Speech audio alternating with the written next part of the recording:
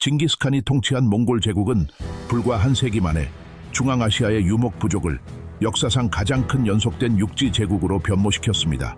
그것은 시베리아에서 헝가리까지 뻗어 있었고 세계의 전쟁과 무역을 새롭게 정의했습니다. 좋아요, 구독하고 공유하세요. 시작해볼까요? 이러한 지배 시대의 서곡은 12세기 후반 대초원에서의 고립과 잔혹한 삶에 있습니다. 통일 이전의 몽골족은 단일한 정치적 실체가 아니라 수많은 시족과 부족, 몽골족, 타타르족, 케라이트족, 나이만족으로 이루어져 있었으며 목초지, 말, 권력을 놓고 끊임없이 전쟁을 벌였습니다. 이 부족들은 양, 염소, 그리고 무엇보다도 말을 기르는 것에 의존하여 유목민족이고 본질적으로 목축적인 생활 방식을 공유했습니다. 몽골 말은 작고 튼튼하며 회복력이 뛰어나 운송수단, 음식 발효된 암말의 우유 등 쿠미스, 그리고 가장 중요한 것은 전쟁 플랫폼입니다. 시족 내부의 사회 구조는 유동적이고 매우 실력주의적이었지만 시족 간에는 잔혹한 경쟁이 있었습니다. 그들의 삶은 유목민 생활, 자급자족, 엄격한 명예 규범으로 특징지어졌으며 배신과 복수는 추운 겨울만큼이나 흔했습니다. 대초원의 법칙은 간단하다. 힘은 정의를 만든다. 장기간의 겨울과 주기적인 가뭄으로 인해 긴장이 고조되었고 부족들은 가축을 훔치고 자원을 확보하기 위해 폭력적인 습격을 감행했습니다.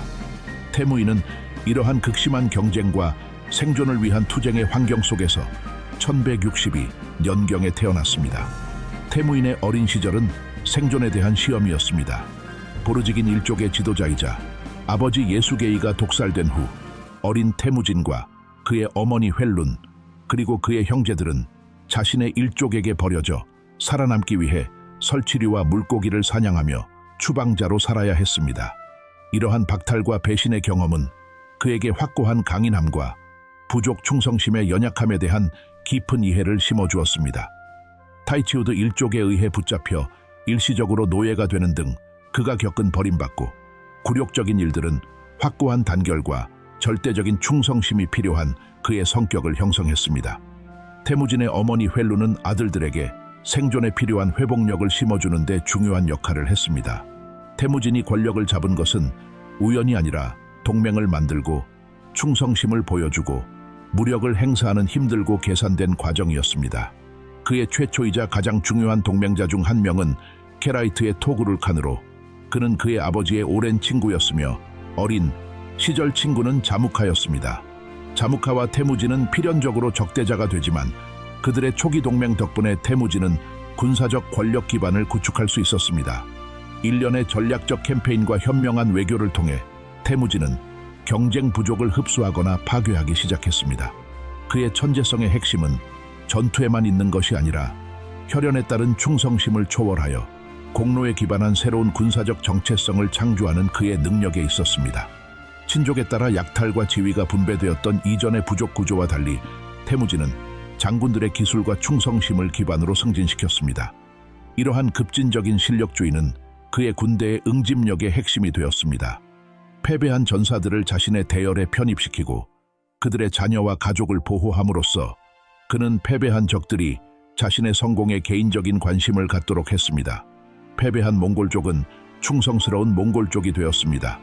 그들의 통일이 절정에 달한 것은 1206년이었습니다. 오논강 유역의 부족 지도자들의 대규모 집회인 쿠릴타이에서 태무진을 징기스칸으로 선포했는데 이는 세계적인 통치자라는 뜻의 칭호입니다. 몽골 제국 또는 이케 몽골 울루스 대몽골 국가가 탄생했습니다. 이 선언은 단순히 명칭만 바뀐 것이 아니었습니다. 부족 간 분쟁이 초월적인 목적을 지닌 통합되고 중앙 집권화된 국가로 대체된 전환점이었습니다. 그 목적은 바로 세계를 지배하는 것이었습니다. 대초원이 통합되자 새로 즉위한 징기스칸은 자신의 고향을 둘러싼 더 부유하고 안정된 세계로 시선을 돌렸습니다. 초기 원정의 주된 목적은 단순히 영토 정복이 아니라 경제적 필요성이었습니다. 즉, 무역로를 확보하고 사치품을 획득하고 가장 중요한 것은 전쟁과 약탈을 주 목적으로 하는 군대를 통일하여 유지하는 것이었습니다. 몽골 유목민의 삶은 한계에 도달했고 새롭게 이룩한 통일을 유지하기 위해서는 확장만이 필요했습니다. 몽골군의 군사적 우월성은 그들의 성공 비결이며 여러 가지 요소가 결합되어 당시 사실상 무적의 전투력을 만들어낸 데 기인합니다. 첫째, 경기병과 병참은 기동성과 속도 면에서 타의 추종을 불허했습니다. 몽골 전사들은 어린 시절부터 기마술을 익혔습니다. 그들은 전사 한 명당 몇 마리의 예비말을 사용하여 최소한의 정지로 며칠 동안 말을 타고 항상 새로운 말을 탈 수 있었습니다. 그들은 발효된 암말의 우유 쿠미스 및 건조육 육포로 생존했습니다.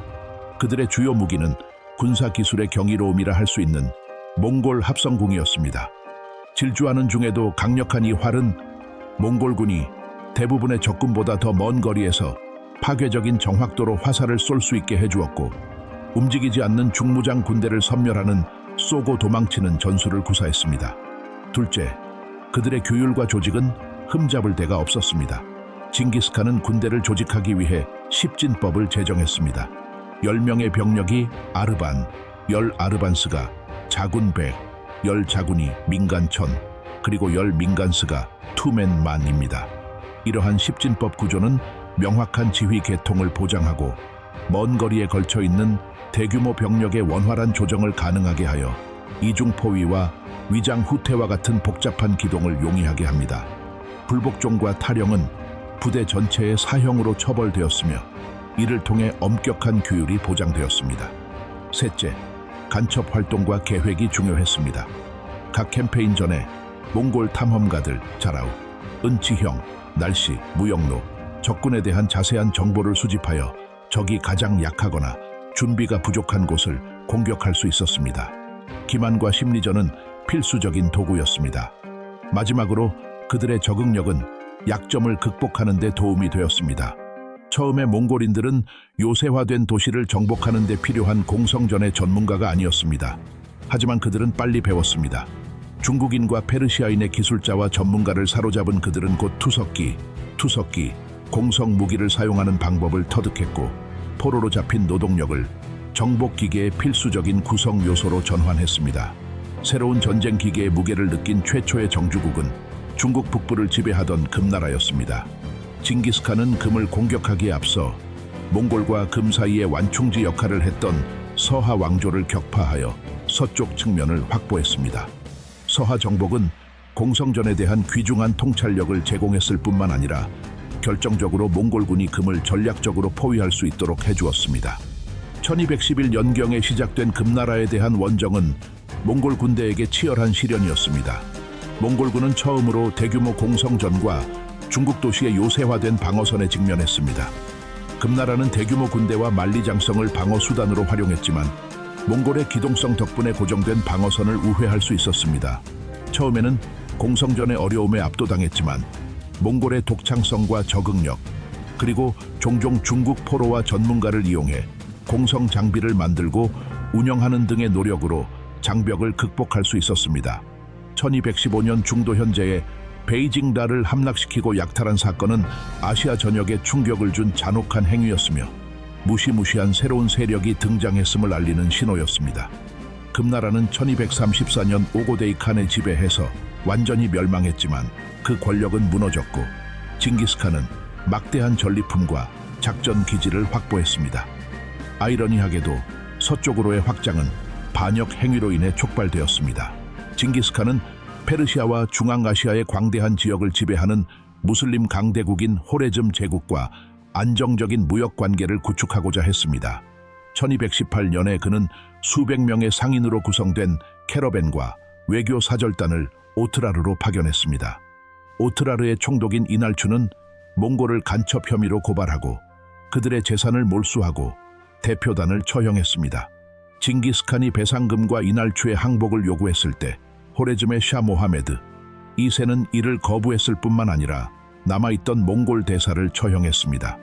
이 행위는 상업 및 환대에 관한 기존 법률을 직접적으로 모욕하고 위반하는 것으로 간주되어 야사, 징기스칸의 분노를 폭발시켰습니다.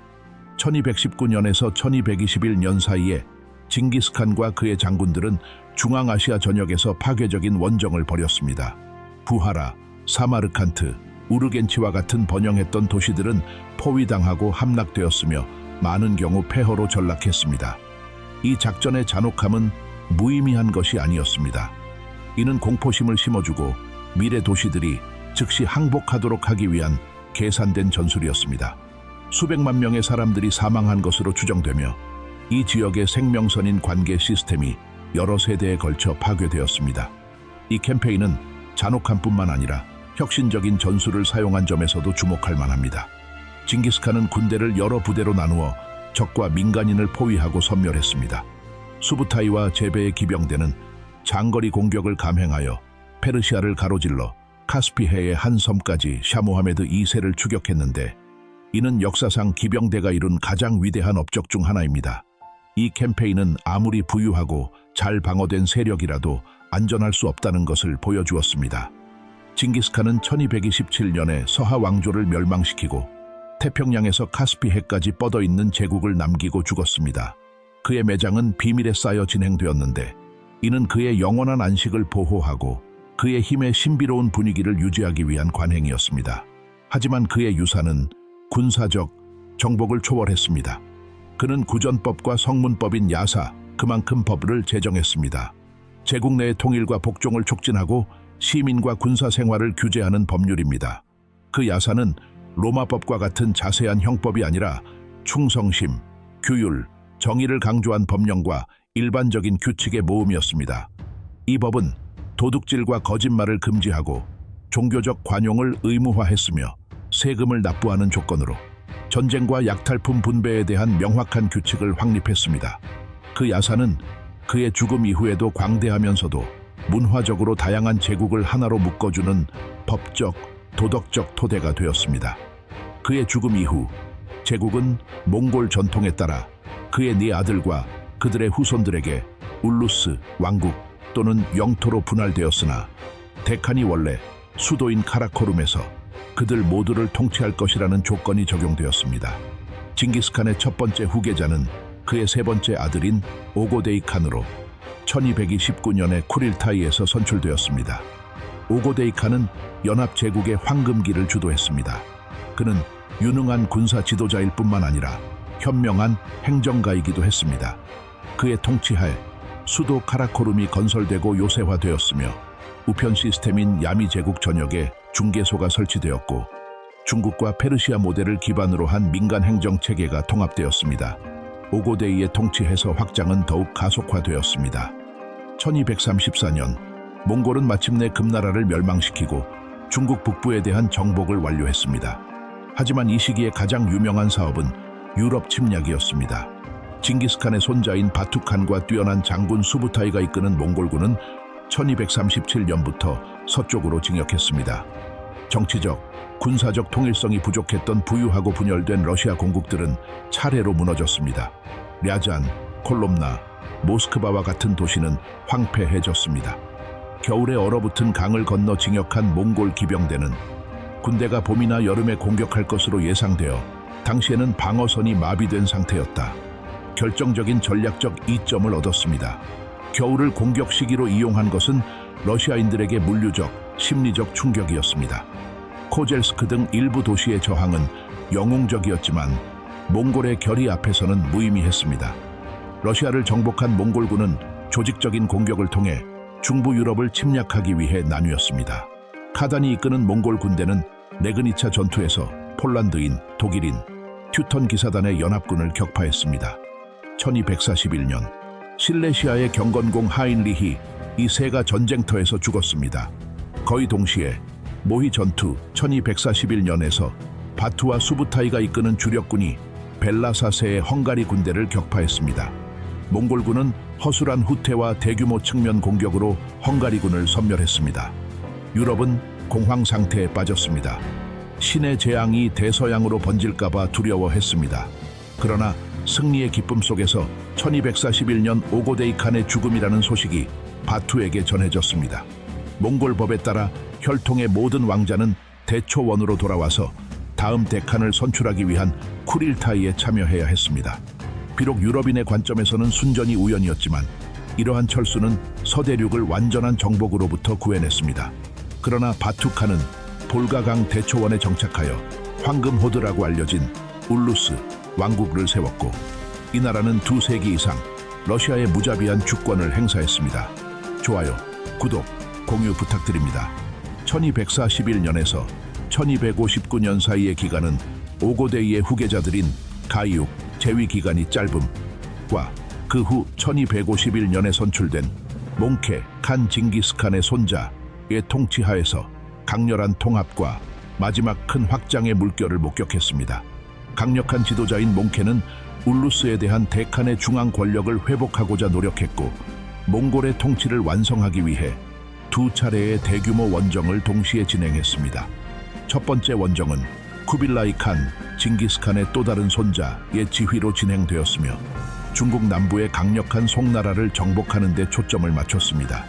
송나라는 해전과 남쪽 요새화에 능숙했기 때문에 이는 길고 힘든 투쟁이 될 것이었습니다. 두 번째이자 아마도 더 극적인 것은 쿠빌라이의 동생인 훌라구 칸이 이끈 중동 원정이었습니다. 훌라구의 임무는 이란에 있는 암살단 니자리의 거점을 파괴하고 바그다드에 있는 아바스 칼리파국을 정복하는 것이었습니다.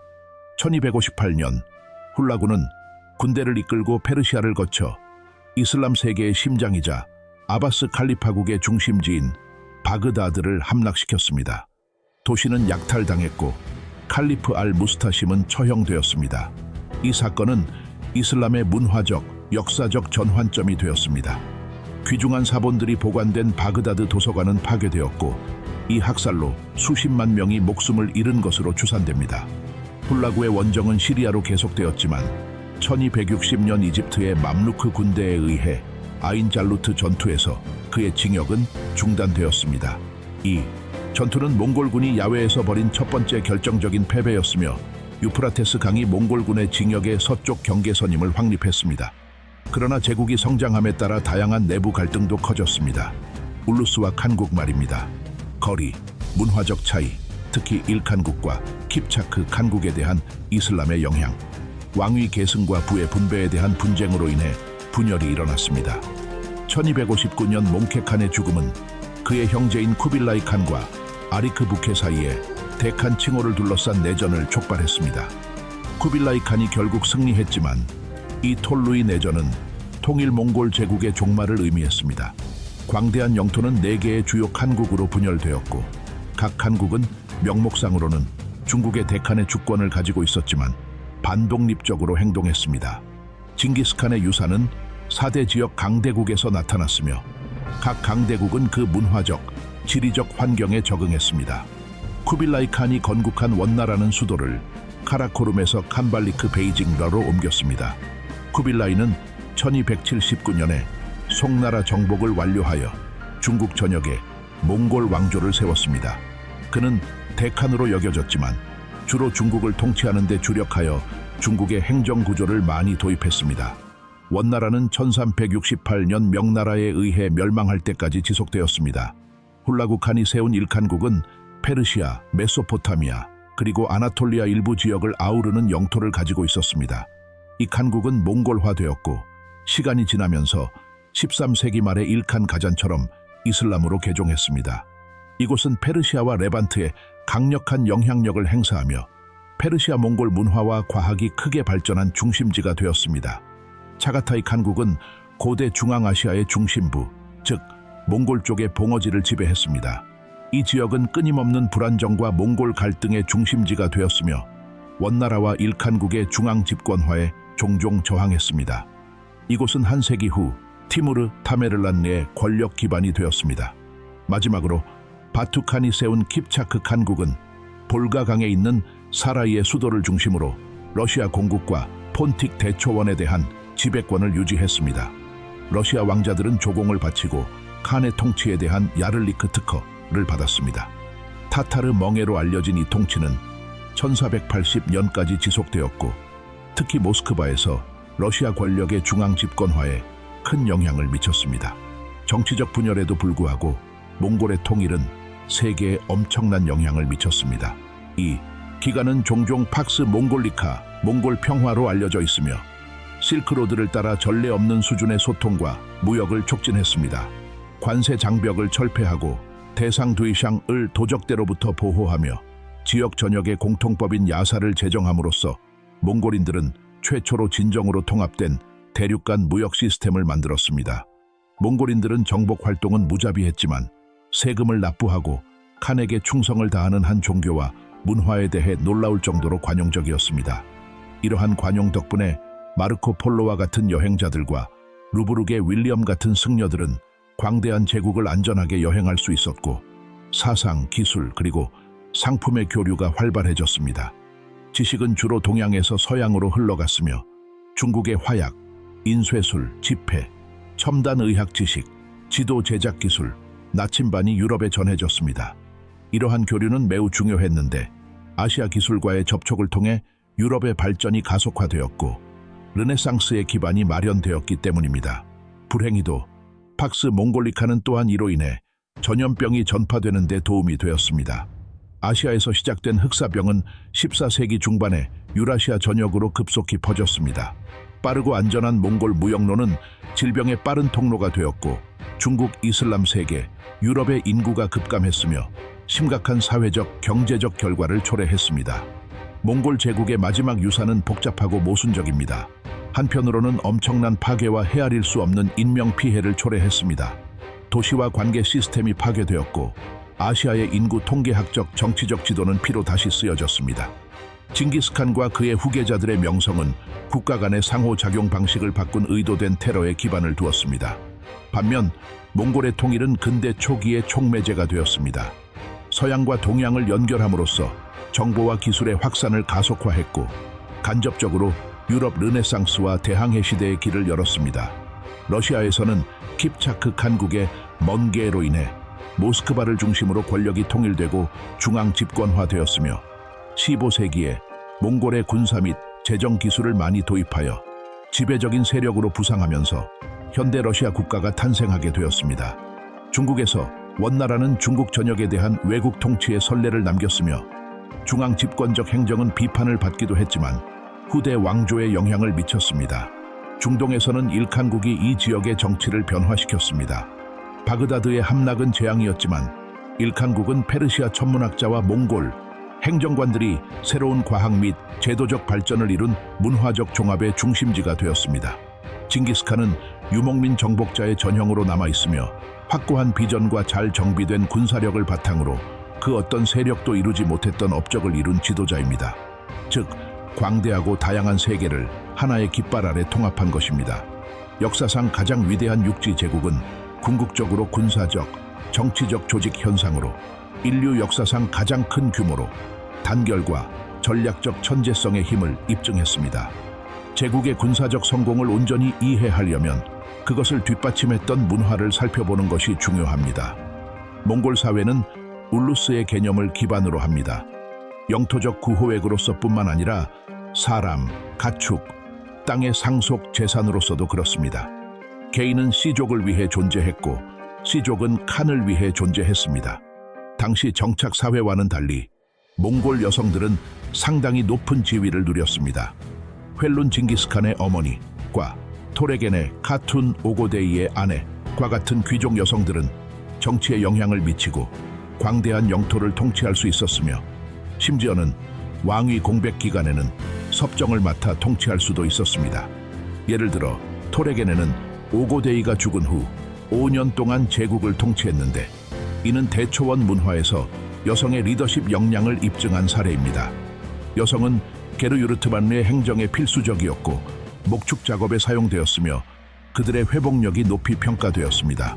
몽골 쪽의 원래 종교는 영원한 하늘 숭배를 중심으로 한 샤머니즘이었습니다. 탱그리. 그러나 야사는 종교의 자유를 보장했습니다.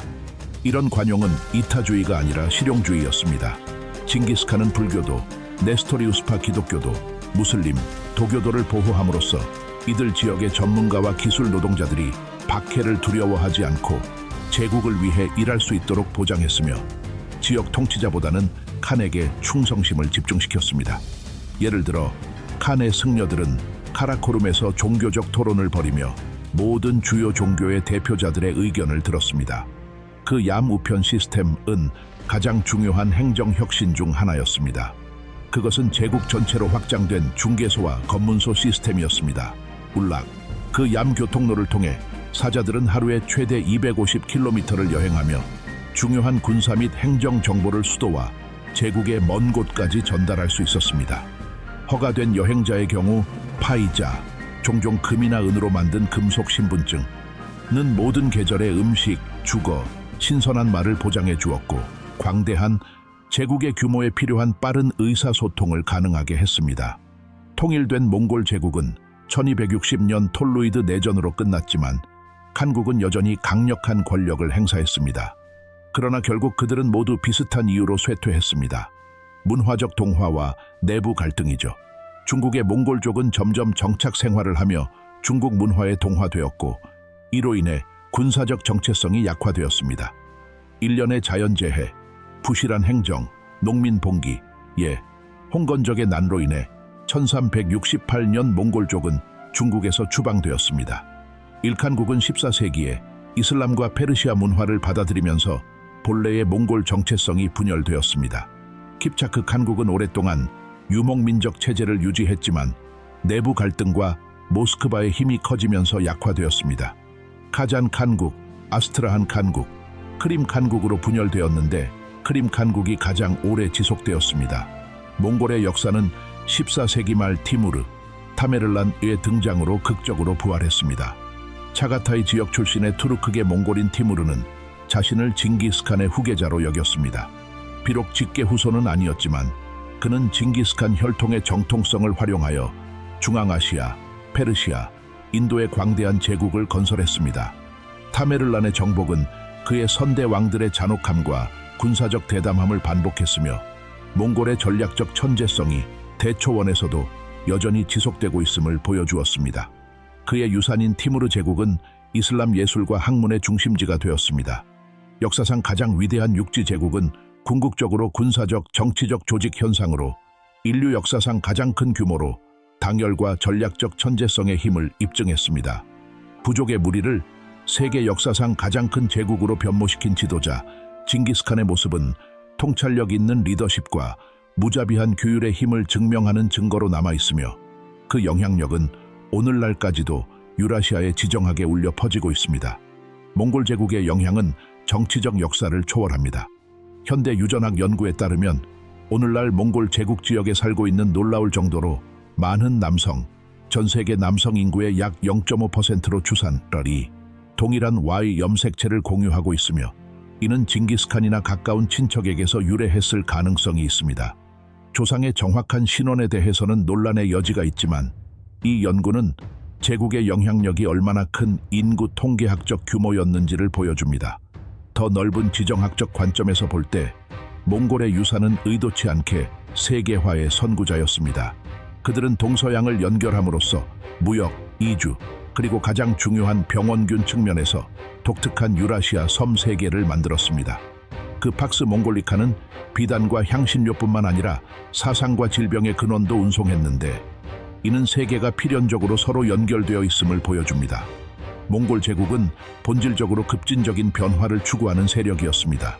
그것은 국경을 파괴하고 오래된 문명을 무너뜨렸으며 그렇게 함으로써 살아남은 사회가 적응하고 중앙 집권화하고 궁극적으로 현대화하도록 강요하여 근대의 길을 열었습니다. 좋아요, 구독, 공유 부탁드립니다. 다음에 또 봐요.